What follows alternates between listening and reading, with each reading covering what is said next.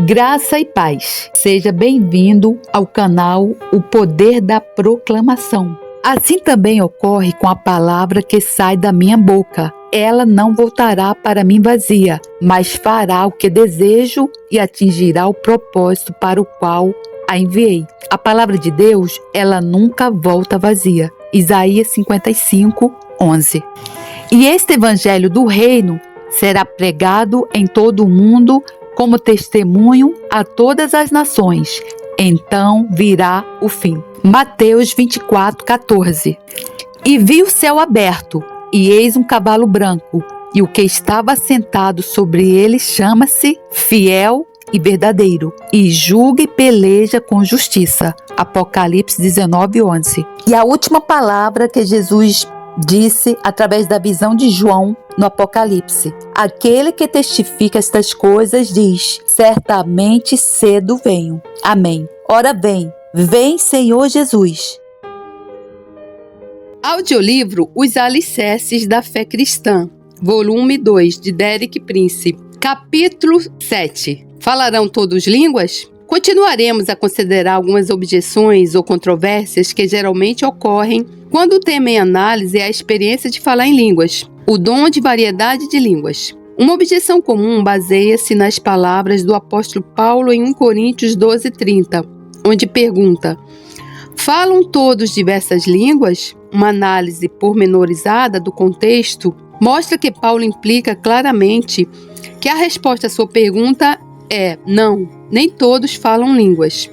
Será que isso significa então que houve cristãos na igreja do Novo Testamento que receberam o batismo do Espírito Santo sem falar em línguas? Não é o que o Paulo quer dizer. Paulo não está aqui a falar sobre o batismo no Espírito Santo, mas sobre vários ministérios possíveis ou manifestações sobrenaturais do Espírito que podem ser exercidos pelo crente na igreja, a seguir como resultado da experiência inicial de ser batizado no Espírito Santo.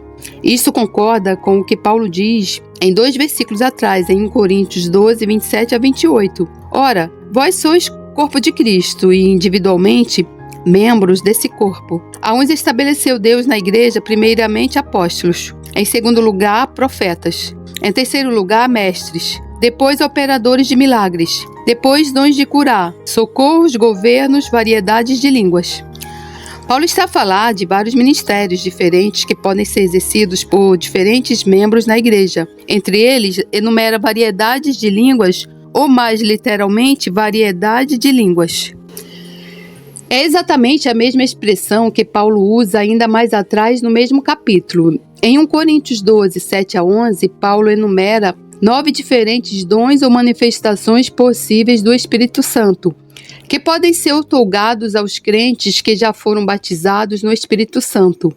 A lista é a seguinte: a manifestação do Espírito é concedida a cada um visando um fim proveitoso, porque a um é dada mediante o Espírito a palavra da sabedoria, e a outro, segundo o mesmo Espírito, a palavra do conhecimento, e a outro, no mesmo Espírito, a fé, e a outro, no mesmo Espírito, dons de curar, a uns operações de milagres, e a outro, profecia, e a outro, discernimento de espírito, a um, variedade de línguas, e a outro, capacidade para interpretá-las. Mas um só Espírito realiza todas essas coisas, distribuindo-as como lhe apraz, a cada um individualmente.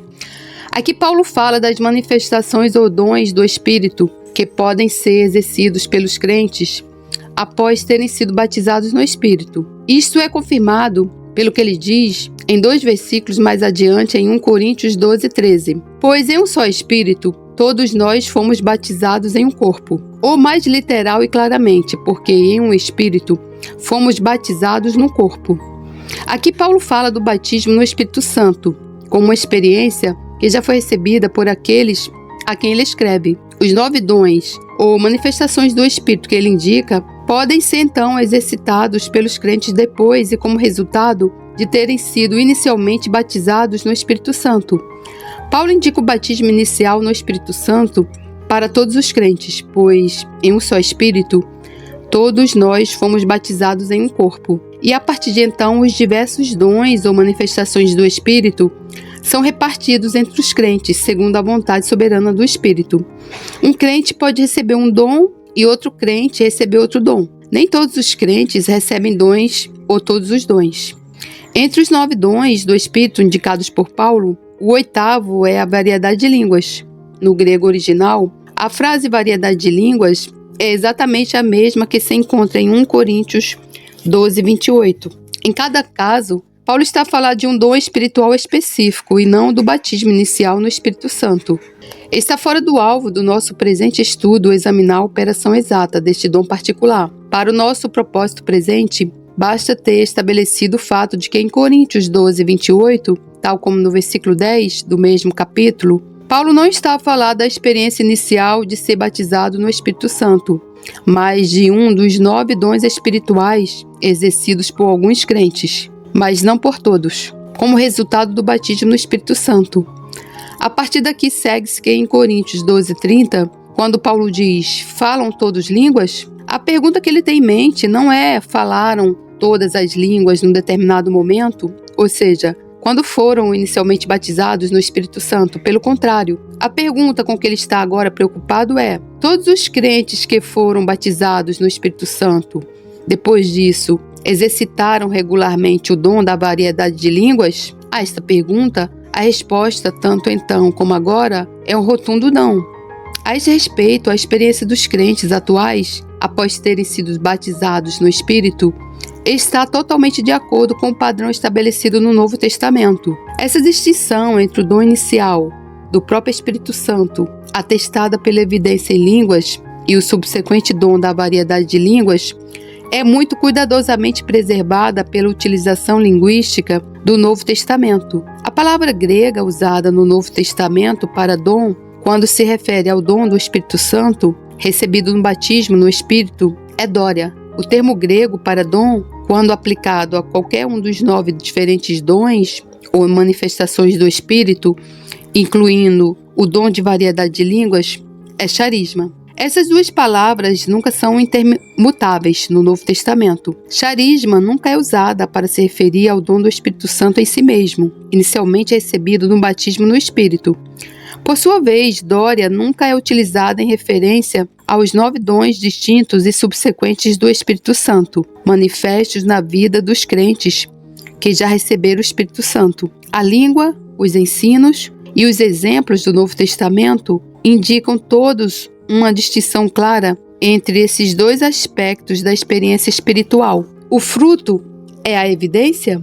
Os que defendem que falar em línguas não é necessariamente a evidência de se haver recebido o batismo no Espírito Santo são obrigados pela lógica a sugerir uma outra forma de evidência pela qual possamos saber, de acordo com a Escritura, que alguém recebeu o batismo no Espírito Santo. Uma evidência alternativa que frequentemente é proposta é a do fruto espiritual. Essa ideia que sugere que, a não ser que a pessoa demonstre na sua vida o fruto do Espírito Santo de um modo claro e cabal, então, não se pode considerar que ela haja recebido o batismo no Espírito Santo. A lista completa dos frutos do Espírito Santo é apresentada por Paulo em Gálatas 5:22. Mas o fruto do Espírito é amor, alegria, paz, longanimidade, benignidade, bondade, fidelidade, mansidão, domínio próprio. Essas e outras passagens deixam claro que a forma fundamental do fruto do Espírito, do qual todos os outros surgem, é o amor. Ora, só um cristão muito estulto e de mente limitada pode negar que o fruto espiritual em geral e o amor em particular são de suprema importância na vida de cada cristão. Contudo, isso não significa que se possa aceitar que o fruto espiritual seja a evidência bíblica do recebimento do batismo no Espírito Santo. De fato, esse teste do fruto espiritual deve ser rejeitado como contrário à Escritura, com base em 2 aspectos fundamentais. Primeiro, não é o teste que os próprios apóstolos utilizavam. Segundo, minimiza a distinção clara e bíblica entre dom e fruto.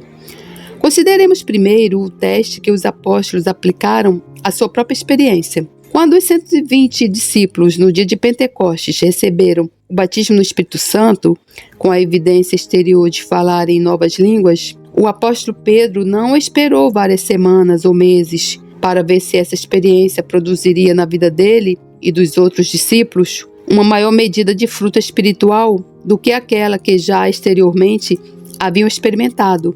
Pelo contrário, naquele mesmo instante, levantou-se e disse, sem qualquer dúvida ou hesitação, conforme está registrado em Atos 2, 16, 17. Mas isto é o que foi dito pelo profeta Joel, e acontecerá depois que derramarei o meu espírito sobre toda a carne. Que evidência tinha Pedro para fazer esta afirmação? Nada, a não ser o fato de todos terem começado a falar novas línguas. Não foi exigida nenhuma outra evidência. De novo, em Atos 8, lemos que depois de muitos samaritanos se terem convertido pela pregação de Filipe, os apóstolos Pedro e João foram orar por eles, para que recebessem o Espírito Santo. O relato do que ocorreu é apresentado em Atos 8, 14 a 20. Ouvindo os apóstolos que estavam em Jerusalém, que Samaria recebera a palavra de Deus, enviaram-lhe Pedro e João, os quais, descendo para lá, oraram por eles para que recebessem o Espírito Santo, porquanto não havia sido descido sobre nenhum deles, mas somente haviam sido batizados em nome do Senhor Jesus. Então lhes impunham as mãos e recebiam estes o Espírito Santo. Vendo, porém, Simão, que pelo fato de imporem os apóstolos as mãos era concedido o Espírito Santo, ofereceu-lhes dinheiro, propondo, concedei-me também a mim este poder, para que aquele sobre quem eu impuser as mãos receba o Espírito Santo. Pedro, porém, lhe respondeu, o teu dinheiro seja contigo, para a perdição, pois julgaste adquirir, por meio dele, o dom de Deus. Por esse registro, verificamos que os samaritanos tinham se convertido havia poucos dias, no máximo semanas. No entanto, receberam o Espírito Santo pela imposição das mãos dos apóstolos, como uma experiência única e total. A partir de então, não se pôs a hipótese de esperar para ver se no decurso das semanas seguintes se manifestaria suficiente fruto espiritual na vida desses novos convertidos, que provasse terem realmente recebido o Espírito Santo. Não, o recebimento do Espírito Santo foi uma experiência única e total, após a qual não se tornou necessária qualquer outra evidência ou prova posterior. Por vezes, objeta-se que a Escritura não diz explicitamente que estes samaritanos falaram em línguas quando receberam o Espírito Santo. Isso é verdade. No entanto, a Escritura deixa claro que pela imposição das mãos dos apóstolos, houve uma demonstração aberta de poder sobrenatural, tal que Simão, que tinha sido bruxo profissional, estava disposto a pagar dinheiro a fim de adquirir poder para produzir uma demonstração sobrenatural similar em todos quantos, a partir de então, impusessem as mãos. Se aceitarmos que esses samaritanos, resultado da imposição das mãos dos apóstolos, falaram outras línguas conforme o Espírito Santo lhes concedeu que falassem, então, cada detalhe da história encaixa-se com o que o livro de Atos registra e alinha também a experiência deles, com a de todas as outras pessoas que o livro de Atos declara terem recebido o batismo no Espírito Santo. Por outro lado, se as pessoas preferirem assumir que neste caso particular de Samaria houve uma outra manifestação sobrenatural que não a de falar em línguas, então devem pelo menos reconhecer que não temos qualquer meio de descobrir qual a forma que essa outra manifestação possa ter assumido. Assim, com base nessa hipótese, é impossível apresentar qualquer tipo de conclusão doutrinal positiva relativa ao batismo no Espírito Santo. Por exemplo, ninguém pode dizer, não falei em línguas, no entanto, sei que recebi o batismo no Espírito Santo, porque tive a mesma evidência ou experiência que os samaritanos. Se os samaritanos não falaram em línguas, não há maneira de saber o que poderão ter feito em sua substituição. Assim, essa hipótese de que os samaritanos não terem falado em línguas conduz apenas à conclusão totalmente negativa e estéril. Não pode de modo nenhum afetar as conclusões que pudermos formular a partir dos outros casos que conhecemos, de que pessoas que receberam o batismo no Espírito Santo falaram em línguas. Um outro caso que por vezes é citado é o de Saulo de Tarso, mais tarde o apóstolo Paulo. O clímax da conversão de Paulo e os acontecimentos que se lhe seguiram são relatados em Atos 9, 17 a 18. Então Ananias foi e entrando na casa, impôs sobre ele as mãos dizendo, Saulo, irmão, o Senhor me enviou a saber, o próprio Jesus, que te apareceu no caminho por onde vinhas, para que recuperes a vista e fiques cheios do Espírito Santo. Imediatamente lhe caíram dos olhos como que umas escamas, e tornou a ver. A seguir levantou-se e foi batizado. Certamente que se houve algum caso em que a primitiva igreja poderia ter justificadamente aplicado o teste do fruto, esse seria o de Saulo de Tarso, agora prestes a tornar-se Paulo. Até esse momento, Paulo tinha sido voluntariamente o mais acérrimo adversário do evangelho e perseguidor da igreja. No entanto, vemo-lo aqui a receber o Espírito Santo numa experiência singular, através da imposição de mãos de Ananias, e a partir de então não há a menor sugestão de lhe ter sido posteriormente aplicado qualquer teste do fruto. Uma vez mais, no caso de Paulo, aos que objetam que a Escritura não declara que Paulo falou em línguas quando Ananias lhes impôs as mãos. É verdade que a Escritura não apresenta aqui detalhes do que aconteceu a Paulo. No entanto, lado a lado com este registro em Atos 9, temos o testemunho pessoal de Paulo em 1 Coríntios 14:18, onde diz: "Dou graças a Deus porque falo em outras línguas, mais do que todos vós." Quando relacionamos esse testemunho de Paulo com o de outros exemplos apresentados no livro de Atos, torna-se natural e razoável concluir que Paulo começou a falar em línguas quando Ananias lhe impôs as mãos para poder ser cheio do Espírito. Essa conclusão é posteriormente fortalecida pelo registro subsequente de Atos 19:6, que descreve o que aconteceu quando Paulo, por sua vez, impôs as mãos aos novos crentes de Éfeso, e impondo-lhes Paulo as mãos, veio sobre eles o Espírito Santo, e tanto falavam em línguas como profetizavam. Não seria natural supor que Paulo impusera as mãos sobre estes convertidos a fim de lhes transmitir uma experiência pela qual ele mesmo nunca havia passado. Um outro caso decisivo é o de Cornélio e de sua casa, conforme vem relatado em Atos 10. Pedro e os outros judeus crentes foram com relutância à casa de Cornélio, só porque Deus explicitamente os dirigira até lá. Depois de Pedro ter pregado, o Espírito Santo caiu sobre todos os que ouviram a sua palavra. Pedro e os outros judeus maravilharam-se, porque ouviam estes gentios falarem em línguas.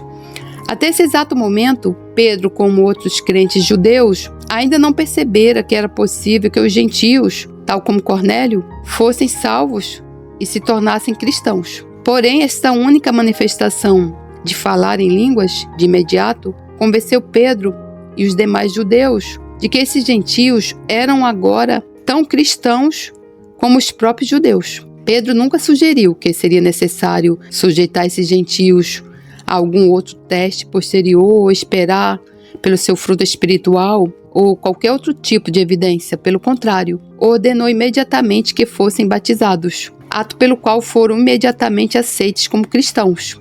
Em Atos 11, 15 e 17, Pedro relata este acontecimento aos outros responsáveis da Igreja Apostólica em Jerusalém. Quando, porém, comecei a falar, caiu o Espírito Santo sobre eles, como também sobre nós, no princípio.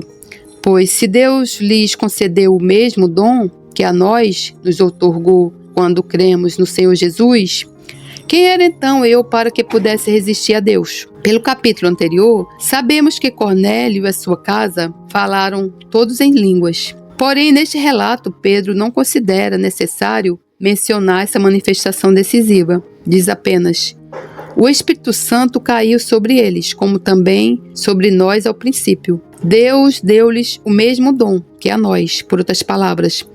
A manifestação de falar em línguas era nessa altura tão universalmente aceite como uma evidência de receber o Espírito Santo que Pedro nem precisou de a mencionar. Tanto ele como os outros responsáveis da igreja tinham aceite como garantia.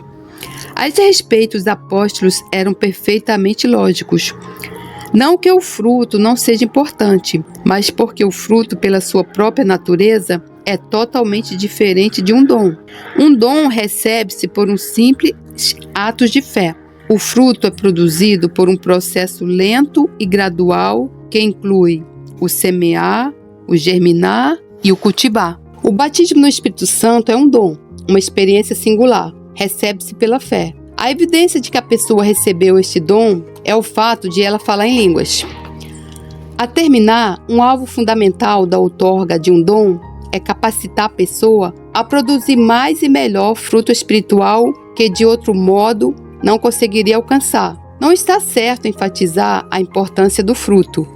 O erro consiste em confundir o dom com o fruto, em confundir a evidência de que um dom foi recebido com o propósito para o qual o dom foi dado. No capítulo seguinte, continuaremos a considerar um certo número de outros mal-entendidos comuns relacionados com as línguas, como evidência de se ter recebido o batismo no Espírito Santo. Glórias a Deus, louvado seja o nosso Senhor.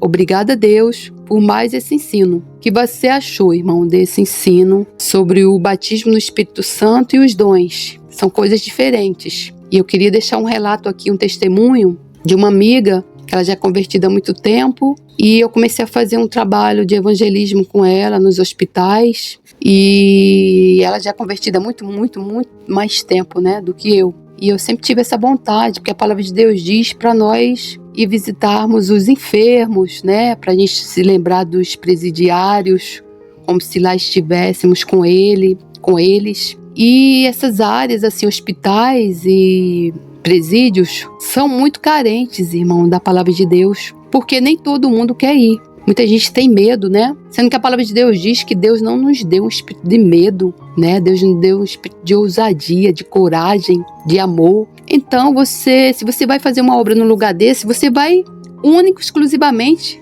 por amor, né? Porque se não for por amor, irmão, nem adianta você ir, porque Deus não vai receber isso aí. E orientado pelo Espírito Santo de Deus, né? Não é uma obra com a força do seu próprio braço, não. Porque, como diz o ditado, de boas intenções o inferno está cheio, né? Tudo que a gente for fazer, a gente tem que orar a Deus antes e ir com a orientação do Espírito Santo de Deus. É Ele quem manda, quem separa, é Ele quem impede. Porque tudo é para a honra e glória do Senhor Jesus. Então nós não podemos fazer nada com a força do nosso braço, né? Isso é pecado. Então essa irmã, eu comecei a ir fazer esse trabalho com ela. E aí, pouco tempo depois, eu fui no culto com ela. Ela tinha a palavra daquele dia. E ela começou a falar em uma língua estranha. E veio aquilo na minha mente. Essa língua, ela não fala em línguas. Ela está fingindo. Eu não sei porquê. Não sei se foi o Espírito Santo de Deus que me mostrou que ela não estava falando em línguas, ela estava fingindo. Então o que acontece, irmão? Tem muita gente assim hoje fingindo falar em línguas para se mostrar para os outros, para a igreja, para a congregação, para o pastor, para o homem. Sendo que os dons espirituais é para edificação do corpo de Cristo. Não é para benefício próprio. Não é para a glória própria. Porque a palavra de Deus diz que tudo o que nós formos fazermos, nós tem que ser para a honra e glória do Senhor Jesus. Irmão, você pode tomar um sorvete ali na esquina. Você tem que se perguntar antes: isso é para a honra e glória do Senhor Jesus? Então, irmão, uma dica que eu vou te dar. Quando você estiver em dúvida de uma coisa que você vai fazer, alguém te convidou para um aniversário, esse aniversário você até gostaria de ir, de uma pessoa da tua família, mas tu vai chegar lá, vai ter funk, vai ter bebedice, vai ter palavrão. Irmão, você se pergunta, isso é para a honra e glória do Senhor Jesus? Jesus comia com os pecadores. Isso é verdade, né? Deveras, Jesus comia com os pecadores. Mas Jesus era santo, irmão. Você pode comer com os pecadores, lá na casa dele. Você vai lá, faz uma visita e chega lá, fala da palavra de Deus. Mas você não vai se enfiar numa festa onde tem funk e bebedice. A não ser que o Espírito Santo de Deus fala assim: vai, eu tô te mandando, vai lá porque eu quero que você vá lá. Aí você vai, né? Então, os dons, irmão, é para a honra e glória do Senhor Jesus. É para a edificação do corpo da igreja. Outra coisa que aconteceu também é que essa mesma irmã, eu falei para ela de uma pessoa que ia no culto, junto comigo, que eu ia levar. E falei para ela mais ou menos o que estava acontecendo na vida dessa pessoa, porque essa pessoa me confiou. Eu falei: ela vai vir aqui no culto, tá com a vida assim, assim, assim. Vamos ajudá-la, orar por ela e tal. Quando a moça chegou lá, não só essa moça, mas outras pessoas, depois do culto ela começou a entregar profecias. Irmão, tudo que eu tinha contado para ela sobre a vida dessa moça, ela começou a entregar em profecias para a vida da moça. Como se o Espírito Santo de Deus tivesse revelado a ela. Sendo que essa pessoa que contou para ela fui eu, não foi o Espírito Santo de Deus. Ou seja, o diabo estava usando ela para entregar profecias falsas e ainda falar línguas falsas, porque ela não falava em línguas. Deus me mostrou que ela não falava em línguas. Então, irmão, o que vai acontecer com uma pessoa dessa, irmão? O julgamento de Deus. Aliás, isso aí já é um julgamento de Deus. Dos finais do tempo, a palavra de Deus diz que iriam existir falsas doutrinas, falsas profecias, falsos profetas. Isso quer dizer o quê, irmão? Que Jesus está voltando. Jesus está às portas, porque as profecias da Bíblia, 81 já se cumpriram, irmão. Irmão, tu tá esperando chegar a 100% das profecias da Bíblia para tu tomar uma decisão e falar assim, eu vou entregar minha vida para Jesus? Ou então tu tá esperando falar assim, eu vou pecar mais um pouquinho, porque a graça vai ser maior, né? Como Paulo diz, a gente vai ficar pecando bastante, porque aonde superabundou o pecado, vai superabundar a graça. Não, irmão. Porque nesse meio tempo a ira do Senhor pode vir sobre a tua vida e tu pode ir, irmão, para o lago do fogo do enxofre. Porque Deus, ele faz isso, ele é bom, ele é misericordioso. A palavra de Deus diz que as misericórdias de Deus, elas se renovam todas as manhãs e que são a causa de não sermos consumidos. Mas por outro lado, a palavra de Deus também diz que Deus, ele se compadece ou ele tem misericórdia de quem ele quiser. De quem ele quiser. Portanto, irmão, até o arrependimento, até para você se arrepender, você depende de Deus. Você depende de Deus, irmão, para tudo. Tudo vem do céu. Até mesmo o arrependimento. Quando eu me arrependi, não fui eu. Veio do céu, caiu do céu. Por quê? Veja o que aconteceu com Judas. Judas, ele entregou Jesus, né? Pelas moedas lá. Depois, a Bíblia diz que bateu um remorso em Judas. E qual foi o fim de Judas? O fim de Judas foi o que estava escrito na Bíblia. Ai daquele homem que ia fazer isso com Jesus, trair Jesus. Judas, ele se enforcou e disse que as tripas dele ficaram lá assim, espalhadas, né? E então, em nenhum momento a Bíblia diz que ele se arrependeu. E assim acontece com as pessoas. As pessoas, você pode ver, elas ficam lá, no pecado, no pecado, no pecado. Às vezes o pai ou a mãe está orando, está jejuando, está buscando, está implorando a Deus. E Deus não manda o arrependimento para essa pessoa. Ela sente até remorso, irmão, mas ela não consegue se arrepender. Por quê? Isso aí é um julgamento de Deus. A palavra de Deus diz que vai chegar uma hora que você vai clamar a Deus. Deus não vai te escutar. Você vai buscar de madrugada Deus. Deus não vai te responder. Portanto, irmão, até o arrependimento, irmão, até para você se arrepender, é uma obra da graça de Deus. É uma obra da vontade de Deus, irmão. Tamanho é o poder de Deus, tamanho é a nossa dependência de Deus, irmão. Então, eu vejo assim, meu ex-namorado, eu falo, Senhor, como é que pode, meu ex-namorado? Ele lia a Bíblia todo dia, eu não lia. Eu via ele ler a Bíblia todos os dias. Ele sabe que está pecando. Irmão, você que lê a Bíblia, irmão, todo dia, você, pela misericórdia de Deus, você sabe que peca sabendo que está pecando, irmão. Ou seja, a sua mente está cauterizada, como diz Paulo.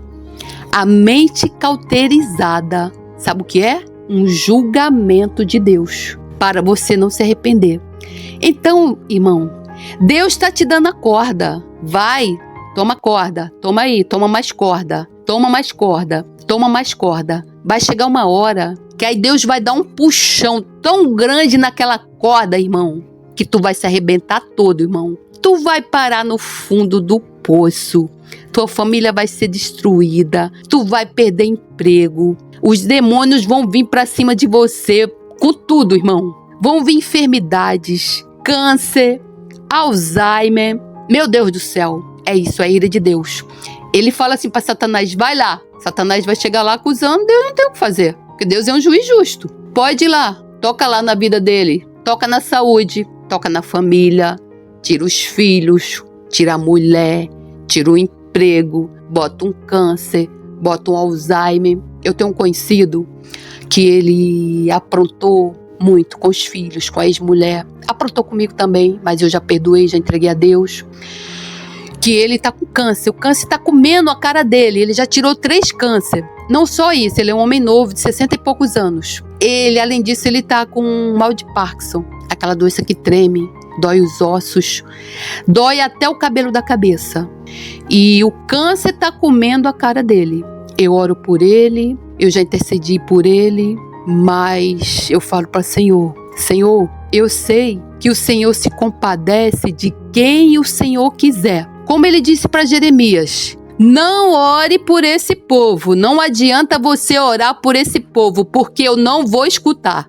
Pois chega uma hora que Deus pode falar isso para você. Você que tem um familiar aí no pecado, sabendo que tá pecando. Meu ex-namorado, eu oro por ele. Oro porque uma alma como aquela, que peca desde que se entende por gente, que deu trabalho pro pai, o pai era pastor, que tá lá lendo a Bíblia, sabendo que tá pecando, quando ela se converte, é para a honra e glória do Senhor Jesus.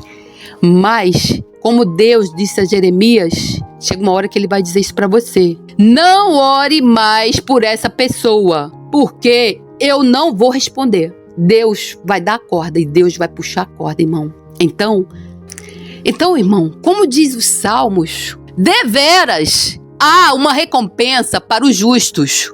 Deveras há um rei que julga na terra. Deveras há uma recompensa para os justos. Deveras há um Deus que julga na terra. Deveras há uma recompensa para o justo. Deveras há um Deus que julga na terra. Glórias a Deus, aleluia.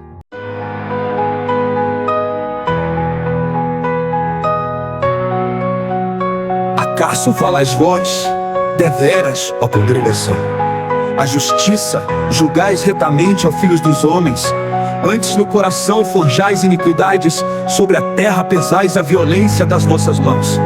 Alienam-se os ímpios desde a madre, andam errados desde que nasceram, falando mentiras. O seu veneno é semelhante ao veneno da serpente. São como a víbora surda que tapa os ouvidos, para não ouvir a voz dos encantadores, do encantador sábio é encantamentos.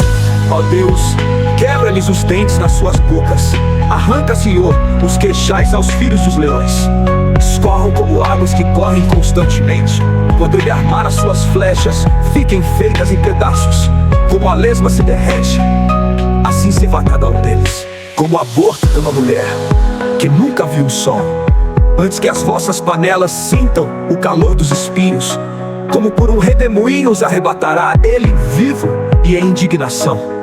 O justo se alegrará quando vir a vingança, lavará os seus pés no sangue do ímpio. Então dirá o homem, deveras há uma recompensa para o justo.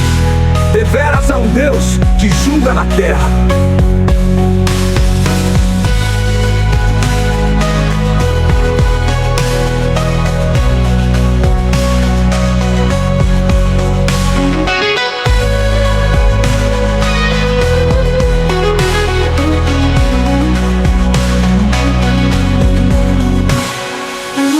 Deveras há uma recompensa para o justo. Deveras há um Deus que julga na terra.